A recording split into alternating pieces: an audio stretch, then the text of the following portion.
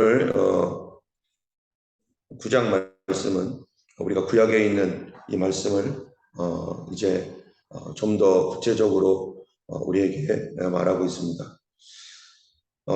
손으로 지은 성소와 온전한 성소에 대하여 성경에서 비교하고 있는데요. 우리 주님께서 우리를 위하여 행하신 그 일이 우리에게 어디에 효력이 있는가? 구약시대는 형식으로서 종교적 예법으로서 우리의 몸을 우리 자신을 정결하게 하는데 그것이 있다라고 말하고 있지만 신약은 그렇지 않습니다. 신약은 어떤 예법에 의해서 종교적 정결을 말하는 것이 아니라 신약은 실제적인 정결, 우리의 심령의 정결, 마음의 정결을 얘기하고 예수님의 피의 은혜가 우리에게 부어질 때 그것은 내 자신이 직접 알게 되고 그리고 내 마음의 변화가 일어나게 되고 그리하여서 하나님을 섬기게 되는 그런 일들이 우리에게 직접 체험되어진다는 것입니다. 구약시대 때는 간접적 체험이었어요. 그것은 뭐냐면 예법을 통하여 하나님의 선언하신 말씀으로 그렇게 간주되는 그런 체험이었다면 신약은 내 심령 가운데 일어나게 하는 하나님의 성령의 역사로 예수의 피의 효력이 나를 바꾸시는 새 생명 주시는 그런 효력이 직접 나타나는 그러한 놀라운 역사가 이제 참 성소에 올라가신 예수 그리스도로 말미암아 이루어진다는 것입니다.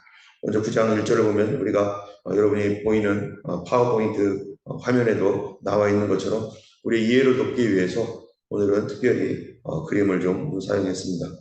9장 1절에 보면 첫 언약에도 섬기는 예법과 세상에 속한 성소가 있더라. 여기에 성소가 보이죠? 여기에 맨 밑에 큰 그림으로 성소의 전체 모습이 여기 있습니다. 여러분 우리가 아는 대로 성소는 하나님께서 하늘에서 보여줬던 그것을 보고서 이제 모세가 이곳에다가 지은 것인데요. 하나님께서 이 성소의 치수까지 몇 미터 이런 것까지 다 하나님이 알려주셨어요. 이 성소의 가로와 세로의 길이 맨 밑에 보면은 담장까지 이렇게 울타리까지 쳐져 있는데 이 울타리까지 쳐진 이 가로의 세로의 길이는 이 긴 쪽의 길이는 45m입니다. 100규빗이라고 하죠. 45m고 또 그 문이 있는 게이트가 있죠. 문이 있는 그쪽은 20규빗이에요. 그래서 이게 22.5m로 되는 이 45m, 22.5m 이러한 그 크기를 가지고 있는 이 성소입니다. 그 안쪽에 이제 성막이 있는데요. 이 성소와 지성소로 그 안쪽의 건물은 우리가 보이는 대로 이렇게 구성이 되어 있습니다. 이것은 총 길이 13.5m, 길이가 13.5m, 그 다음에 이 짧은 쪽은 4.5m 이렇게 이런 크기로 되어 있습니다. 오늘날 우리가 볼 때 이거는 엄청나게 큰 그런 게 아니에요. 하나님께서 성소를 지으라고 했을 때 뭐 천지를 만드신 하나님을 섬기고 그 하나님 앞에 예배하는 이런 장소가 아주 작은 검소한 너무나 초라한 그러한 성소를 하나님께서 지으라고 말씀하시고 이곳에서 예수님 우리 하나님께서 백성들을 만나겠다. 여러분 하나님은 어떤 곳에서 만납니까? 화려하고 대단하고 엄청난 그런 곳에서 만나는 것이 아니라 하나님은 소박하고 작은 그러한 그 겸손한 심정 가운데 있는 그러한 그 속에서 하나님을 만나게 되는 것입니다.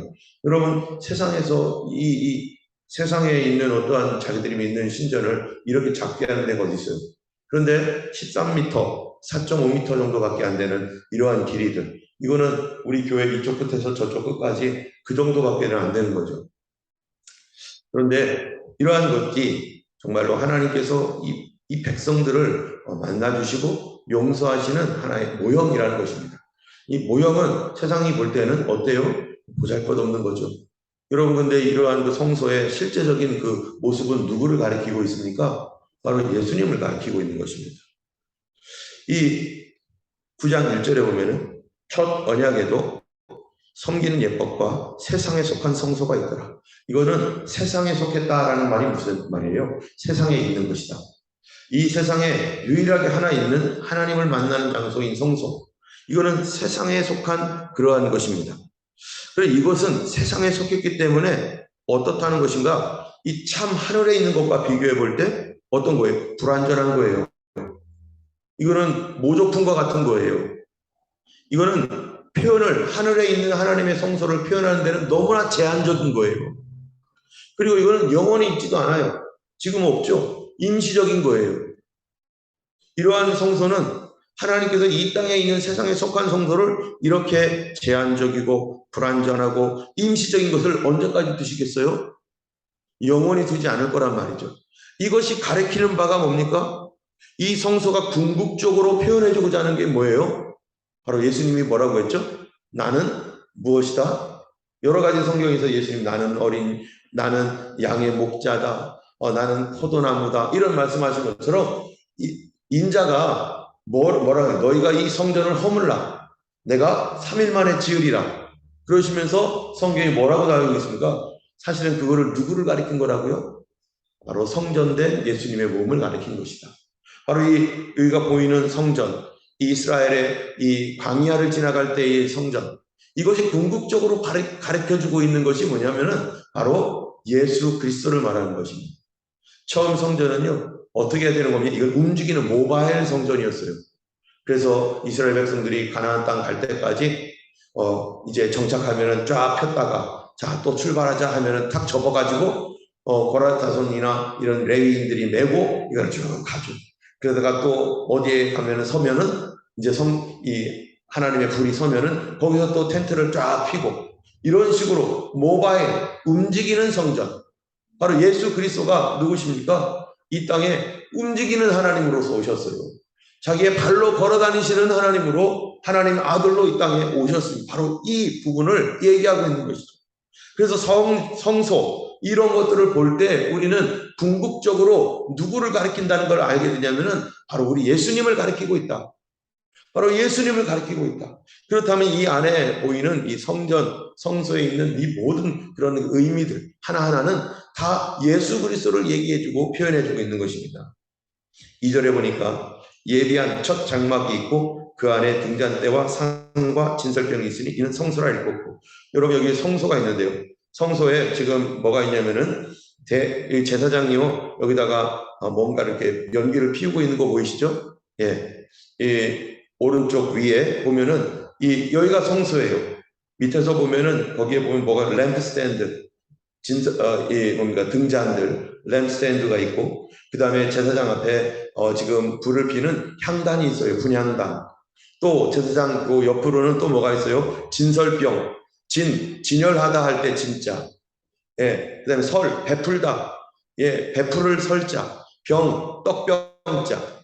진열하여 베푸는 떡. 여기 보면은 떡이 지금 둘로 갈려져 가지고 6개씩 총 12개가 떡이 있습니다. 그래서 이러한 제사장이 이게 뭐라고 했냐면은 예비한 첫 장막입니다. 이게 첫 장막. 이 첫 장막에는 바로 그 안에 등잔대 보이시죠? 램프스탠드, 진설병 상이 있죠? 그 다음에 뭐가 있다고요? 이 진설병이 있으니 등잔대와 상과 진설병이 있으니 이는 성소라 읽었고, 예. 그 다음에 두 번째로 상을 아마 이 알터로 표현한 것 같아요. 두 번째로 또 둘째 휘장 뒤에는 이 제사장 앞에 뭐가 있습니까? 사실은 휘장이 쫙 쳐져 있습니다. 이렇게 뚫려 있는 게 아니라 대제사장이 이 뚫려 있는 그런 곳에서 하는 게 아니라 사실은 휘장이 딱 쳐져 있어서 그 안에는 캄캄해요. 아주 깜깜한 빛이 하나도 들어가지 않는 그곳을 뭐라고 하냐면 둘째 휘장 뒤.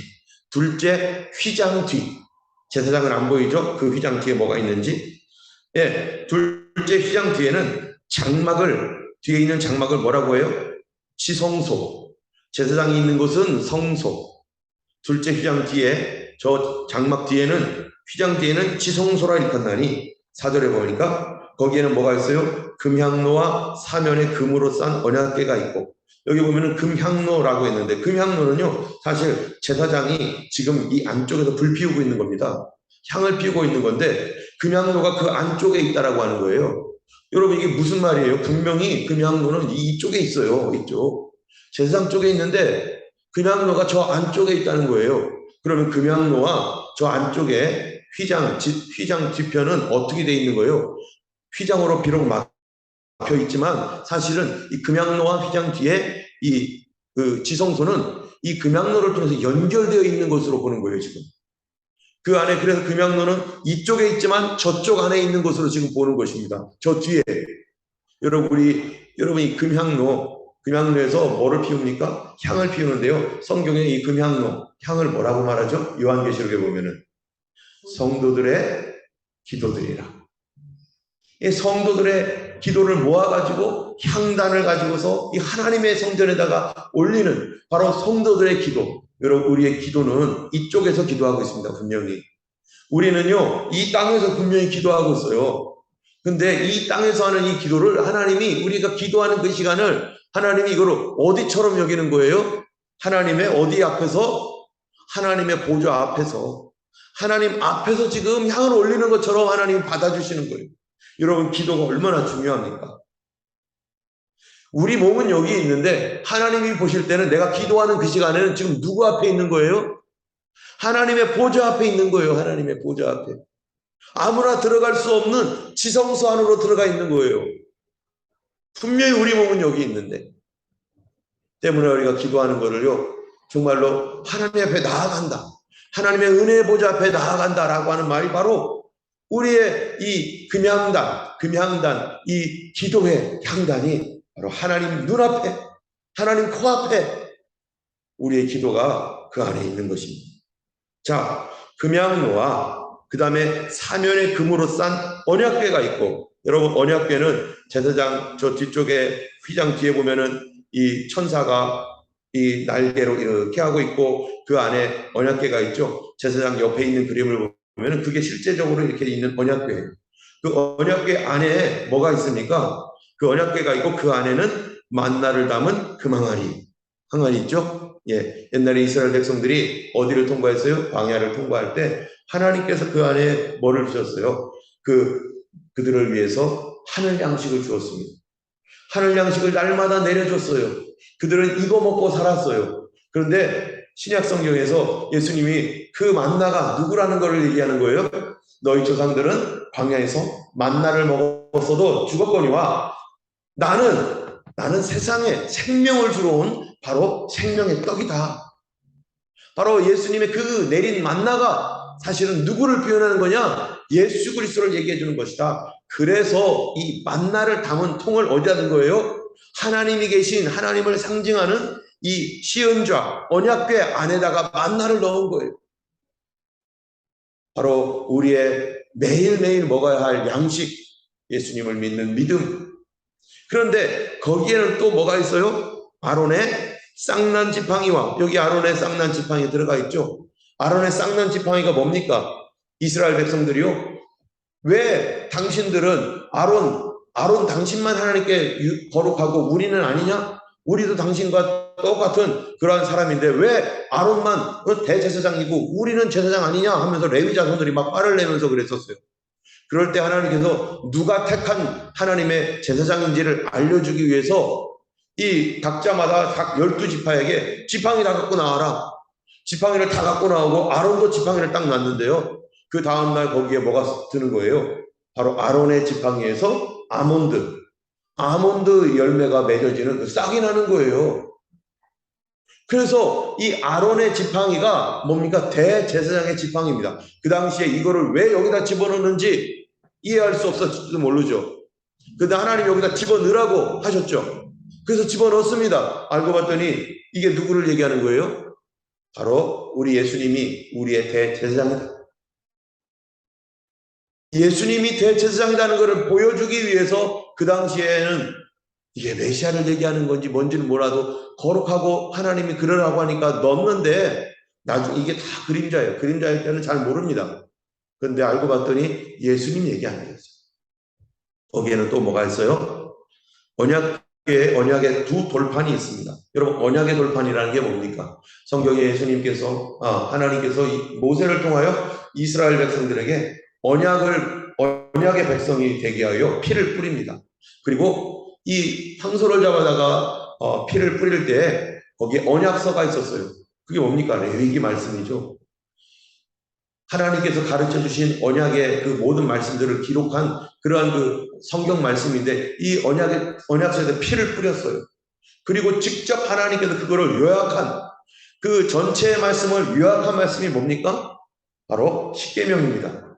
십계명은 하나님께서 직접 돌판에다가 써주셨어요. 바로 이 십계명의 두 돌판을 이 안에다 넣었습니다. 왜 십계명의 두 돌판을 여기다 넣었습니까? 이것도 누구 얘기하는 거예요? 이것도 예수님이에요. 예수님은 뭐라고 합니까? 태초에 말씀이 계시니라. 이 말씀이 하나님과 함께 계셨으니 이 말씀이 곧 누구시다? 하나님이시니라. 말씀이 뭐가 된다고요? 육신이 되어 우리 가운데 거하심에 우리가 그의 영광을 보니 아버지의 독생자의 영광이요 은혜와 진리가 충만하더라.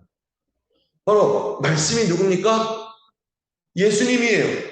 십계명이 누구예요 도대체? 예수님이에요. 십계명이 예수님이에요. 그래서 1계명부터 마지막 계명까지 우리가 이 말씀을 지키는 것, 그것이 예수님을 사랑하는 것이고 예수님을 지키는 것이고, 그래서 우리가 하나님 이외에는 다른 신을 섬기지 않습니다. 하나님 이외에 다른 신을 섬기지 않고, 두 번째로 우리가 아무 조각에다 하나님을 비겨서 조각하며 거기다 절하고 엎드리는 우상 숭배하지 않습니다. 하나님의 이름을 망령되이 막 말하지 않습니다. 그것이 바로 하나님을 섬기는 거고 예수님 섬기는 거예요. 우리가 안식일을 거룩하게 지키는 거, 주님이 부활하신 날 주일을 거룩하게 지키는 거, 이거는 성도들이 뭐 하는 겁니까? 예수님을 지키는 것이고 예수님을 사랑하는 것이고, 그렇기 때문에 주일이 너무나 중요한 것이고, 부모를 공경하는 것, 이웃을 사랑하는 그 모든 것들, 5계명부터 마지막 계명까지 다 그것도 뭐예요?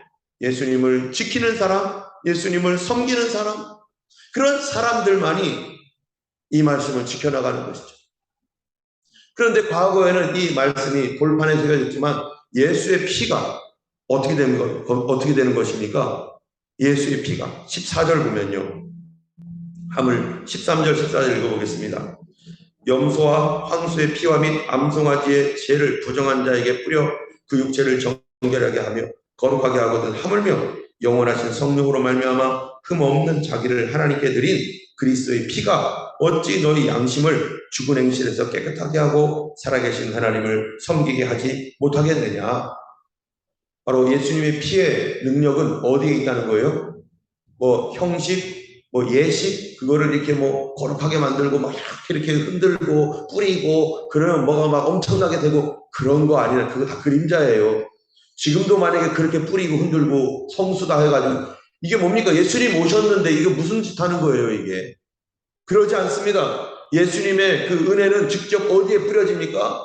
성령께서 우리 심령에 뿌려주셔서 예수의 피를 뿌려주실 때 바로 우리가 뭐가 되는 거예요? 그리스도의 피가 너희 양심을 죽은 행실에서 깨끗하게 하고 살아계신 하나님을 섬기게 한다. 두 가지를 우리 안에서 이루어 주시는 거예요. 내 양심을 깨끗하게 합니다. 그러니까 예수님 믿고 살아가는 사람들은, 거듭난 사람들은 죄를 지으면 괴로운 거예요. 양심이 하나님 뜻대로 순종하지 않으면 괴로운 거예요. 주의를 지키지 못하면 그것 때문에 괴로운 거예요. 부모님께 순종하지 못했던 그런 것 때문에 괴로운 거예요. 누가 뭐라고 안 해도. 그게 거듭난 사람의 심령입니다. 그런데 어떤 사람은 자기가 거듭났다고 하면서 이런 거를 아무렇지도 않게 괴로워하지도 않아요. 거듭난 겁니까? 아닙니다. 어떤 체험을 했겠죠. 그러나 거듭난 거 아닙니다. 거듭난 성도는요, 죄를 지을 때마다 괴롭고 탄식하고 넘어지더라도 주님 또 잘못했습니다. 또 일어나겠습니다. 또 주님 섬기겠습니다 하고서 하나님을 섬기겠다고 그래도 또 일어나는 거예요. 우리 아이들이요, 걸어가다가 쿵 넘어집니다. 자기도 넘어지고 싶어서 넘어집니까? 육신이 약하여 넘어지는데 어떡하겠어요? 그런데 거듭난 사람은 쿵 넘어졌으면 어떻게 해요? 괴로워하면서 다시 일어나는 거예요. 어떤 사람은 쿵 넘어졌어요. 에이, 말아 그냥 이렇게 살지 뭐. 거듭난 사람 아니에요 이거. 하나님의 사람은 괴로워도 뭐 하는 거예요? 괴롭기 때문에 일어나는 겁니다. 다시 일어나서 하나님 섬기겠다고 또 일어나서 가다가 보면은 우리가 몸이 약해서 또 넘어질 수 있죠. 그러면 또 일어나는 거예요. 그래서 의인은 몇 번 넘어진다고요? 의인은 7번 넘어져도 몇 번째 일어나요? 8번째 또 일어나는 거예요. 그래서 이거를 7.8기 잠언서에 말하잖아요. 의인은 7번 넘어질지라도 다시 일어난다. 일어나는 사람이 의인이고 일어나는 사람이 거듭난 사람이에요. 거듭난 사람은 반드시 일어나게 되어 있습니다. 왜요? 여기 보세요. 뭐라고 되어 있나? 양심을 깨끗하게 하고 살아계신 하나님 섬기게 한다. 하나님을 섬기게 한다는 게 뭐예요? 다시 말씀 지키려고 일어난다는 거예요. 오늘 우리가 기도할 때 이 모든 것들이 예수님을 표현하고 있는 것입니다. 주님, 우리의 기도는 하나님 보좌 앞에 있는 기도입니다. 내 몸은 비록 여기 있지만 주님께서는 휘장 뒤편 하나님의 지성소에서 드리는 것처럼 그렇게 주께서 우리를 받아주시나이다. 주여, 나의 연약한 기도, 정말 부끄러운 기도, 부족한 기도이지만 나는 오늘도 하나님의 은혜의 지성소 안으로 들어가서 내 몸은 비록 이 땅에 있지만 나는 하나님의 은혜의 보좌 앞에 들어가서 그리스도 안에서 우리는 주님의 지성소에서 기도하나이다. 주여, 뜨겁게 하여 주시고 능력 있게 하시고 여기 있는 것처럼 이 연기가 활활 타오르듯이 연기가 풍성한 기도가 풍성화될 수 있도록 성령의 불을 부어 주시옵소서. 주님, 내가 넘어졌어도 하나님 섬기기 위해서 다시 일어나오니 주여 은혜 주셔서 다시 주님을 아름답게 섬기는 저희가 되게 하시옵소서.